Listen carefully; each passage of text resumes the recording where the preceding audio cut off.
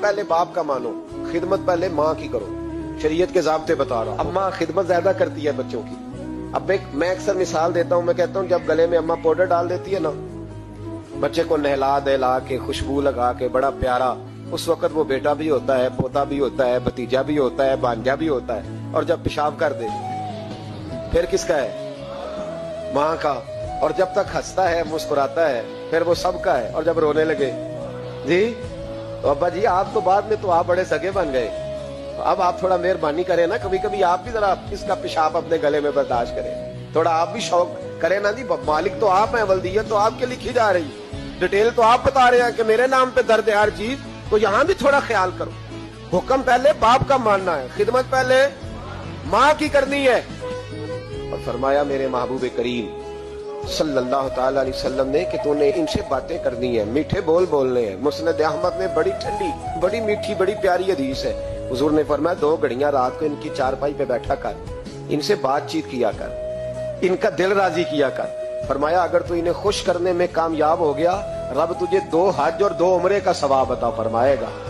अगर तू इन्हें, और माँ बाप अगर पर्दा कर जाए फिर तेरी दुआओं का रुख माँ बाप की तरफ। इमाम राजी ने तफसीर कबीर में हदीस लिखी है, एक शख्स पर आखिरी वक्त तारी था, नज़ा का आलम था, लोग कलमा पढ़ाते थे, जुबान पे जारी नहीं होता था। इन हदीसों को रोज याद किया करो, रोज माँ बाप सामने आए तो इन हदीसों को ज़हन में लाया करो।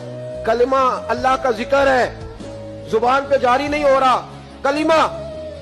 लोग महबूब करीम अलैहिस्सलाम के हुजूर है, या रसूल अल्लाह बंदा मुसलमान है पर कलमा नहीं जारी होता।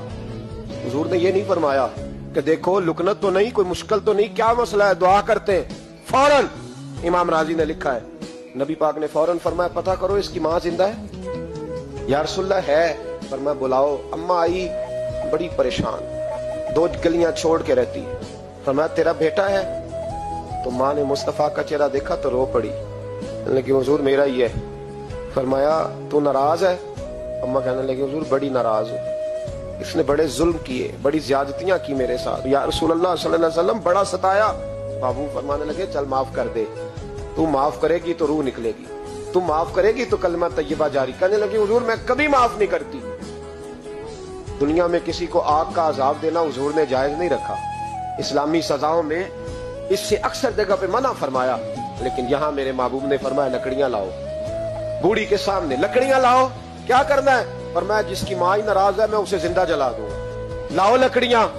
सहाबा उठ के जाने लगे, अभी 2 आदमी दरवाजे से भी नहीं निकले तो बोल पड़ी, कहने लगी ना हुजूर इसे जलाया ना जाए, हुजूर जलाना ना। फरमाया चल माफ कर दे।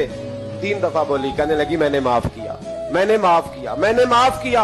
बाबू फरमाने लगे अब पढ़ाओ कलमा, पढ़ाओ। जब कलमा पढ़ाया तो जुबान पे कलमा जारी हो, इसका मतलब है कलमा भी उसी की जुबान पे जारी होगा जो माँ बाप का फरमा बरदार होगा। वरना मत उम्मीद रखे कि मैं बड़ी लंबी तहज्जुद पढ़ता हूँ, मैं तो दरवाजे पे बैठ के सखावत करता हूँ, मैं तो बहुत बड़ा आदमी हूँ।